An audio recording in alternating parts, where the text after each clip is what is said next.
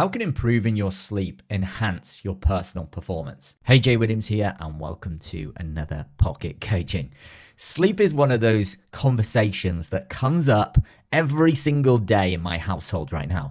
If you didn't know, I have a 2.5-year-old and I have a 12-week-old. I don't need to explain, but those who have had kids or those who have young kids will know what I'm talking about. You basically often get disrupted sleep or very little sleep at all, which was the case last night before doing an 18K run. Now, sleep is something that's just really important when it comes to performance. And if you think about times where you haven't slept very well, you might start to notice the impact it ultimately has on you.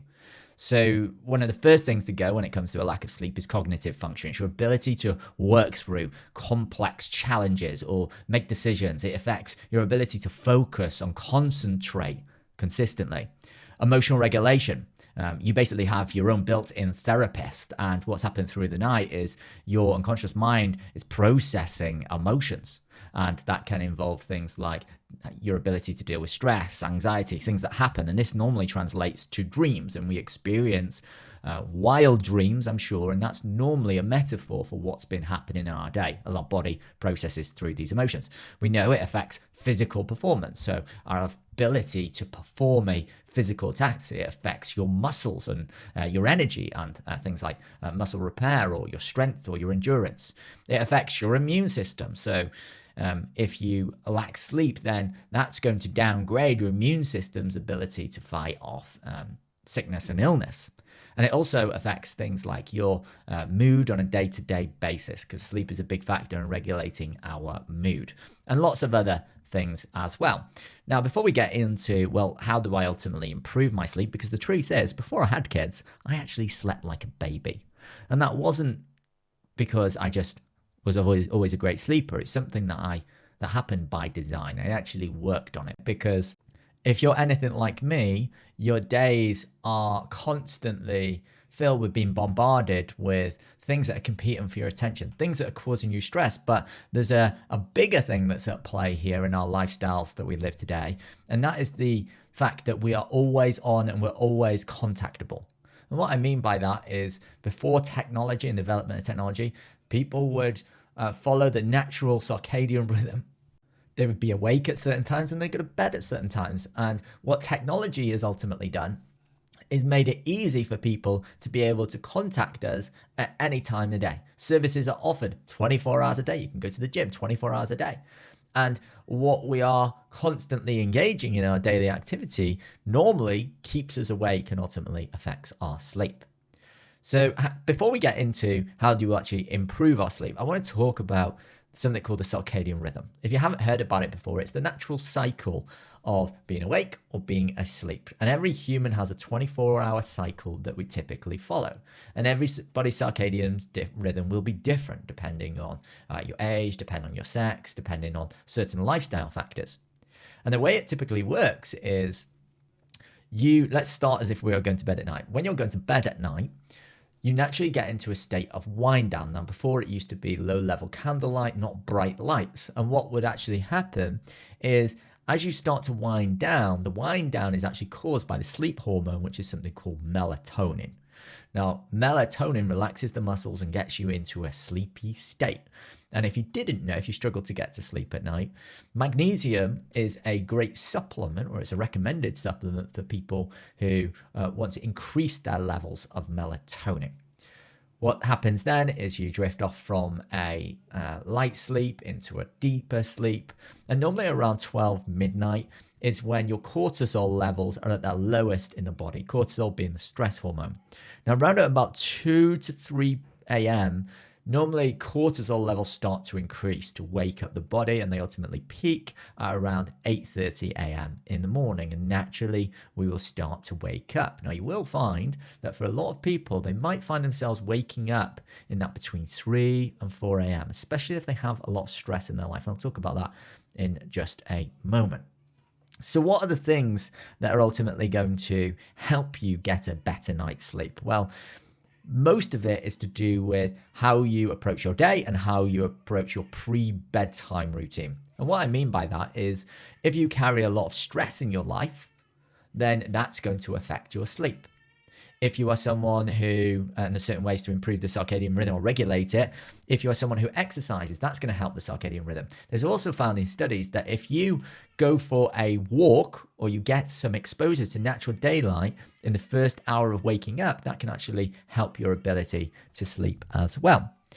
Other factors that affect your sleep, things like going to bed at a certain time, that's going to help your circadian rhythm as well. So if you go to the bed at the same time every night and ideally wake up at the same time every morning, that's really going to be beneficial. Now, the question that always comes up for people is, well, how many hours sleep do I need? Well, I'm going to keep it clean here. Let's just say 7 to 8. It does change depending on your man or woman in different stages and ages of life, and that's something to bear in mind. There's also a principle called the 3-2-1 principle, which I've always found and works really well. So if you've ever gone and had, let's say, a bit of a boozy night out, you'll probably have noticed that you don't sleep that well. And what they recommend is that if you don't drink alcohol or have a heavy meal 3 hours before you go to sleep, that's really going to help. Also, just a side note, the recommendation is that you don't drink caffeine less than 10 hours before you go to bed as well. So you work out the calculation what time you go to bed, less than 10 hours before you're due to go to sleep, because that can ultimately affect your sleep as well. 2 hours before you go to bed is normally when they recommend stopping any kind of work or physical exercise. And they actually don't recommend exercising late at night, because again, that can affect your circadian rhythm. 1 hour before you go to bed is when we normally shut down blue light. And blue light comes from mobile phones, tablets, it comes from televisions.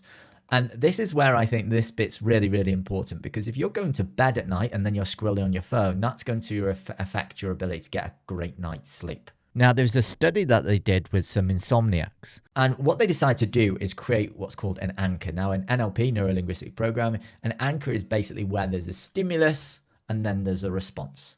But you anchor in a certain stimulus, so you always get a certain response. We do this all the time. Think about what brands like Starbucks do. They anchor the smell of Starbucks or coffee, which then triggers a response from you, which is, oh, I want a coffee. And then you go and get a coffee. That's called anchoring. We experience it in everyday life all the time. Just might not know that it's called anchoring.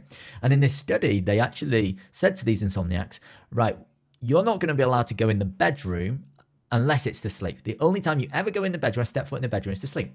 And what actually happened was they drastically enhanced their sleep, because when they went into the bedroom, their mind had the stimulus and it told the mind that now it's time to go to sleep.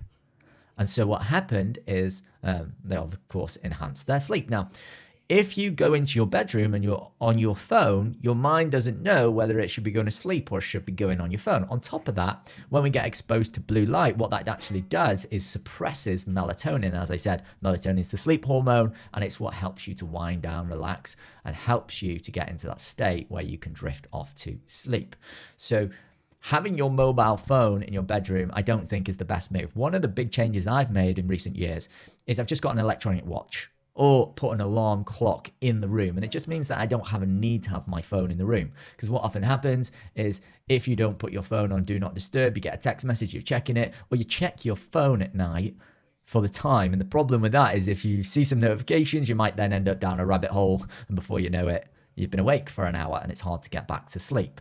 So that's one of the best habits I've implemented. Other things that can affect your ability to sleep is setting up a cool room, making sure your room is cool, making sure your room is dark. Switch off any things like TVs that are on standby, even something as subtle as a extension lead light. All of that, any kind of light like that can affect your sleep and your circadian rhythm. So I recommend the 3-2-1 method, and just some things to think about there. The thing that my clients often say to me, because a lot of my clients are often, especially my one-to-one clients, have often got high stress in their lives. They're normally people who are running highly successful businesses, and they seem to wake up at 4 a.m. mind racing. Now, I've done lots of different things here. I've done some hypnotherapy on them. But for the most part, what tends to happen is they try to stop themselves thinking. Now, I don't know if you've ever tried to stop yourself thinking before.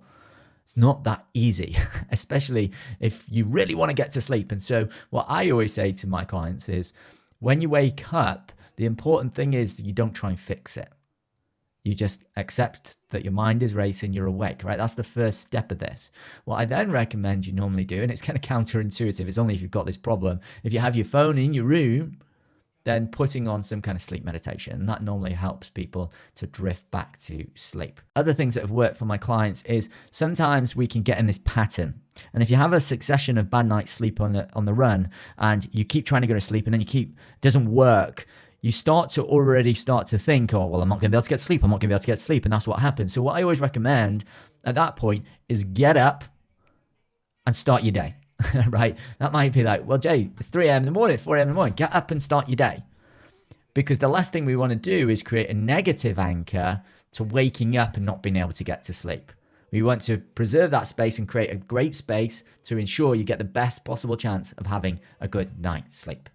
So that's what I recommend if you are waking up at 4 a.m. There's lots of different things you can actually do, but those are some of the things that have worked for my existing clients. So that is how you ultimately enhance performance by improving your sleep. If you do have young kids, I'm sorry, do the best you can with what you've got. As they say, it's about stage. I'm sure this stage will come to pass. Now, if you've enjoyed this and you are listening for the first time and you want to get notified about any new episodes, just go ahead and visit jaywilliamscoaching.com/pocket. Or if you're listening to us for the second time or the 25th time, thanks again for your loyalty. Thanks for listening in. Hope you've enjoyed this one, and I look forward to speaking to you again very, very soon. Take care.